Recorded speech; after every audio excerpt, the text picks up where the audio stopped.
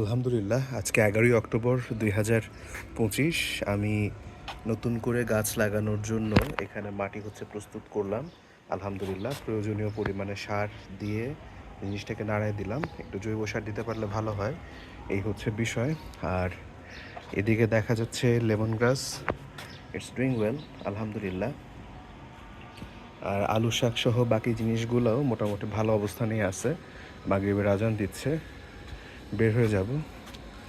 আর বিষয় এখানে আমাদের একটা বাগানের মতো অংশ ছিল, আমাদের না, এখানকার মালিক আছে, যাই হোক আর কি। সব কিছু এখন কেটে ফেলা হয়েছে। এখানে হয়তো বা বিশাল কোনো একটা হাই রাইজ বিল্ডিং হবে আর কি। সো আলটিমেটলি এগুলো আসলে কোনো কিছুই টিকবে না, সেটাই হচ্ছে বড় কথা। খোলা ময়দান খুব শীঘ্রই হারায় যাবে এই এলাকায়।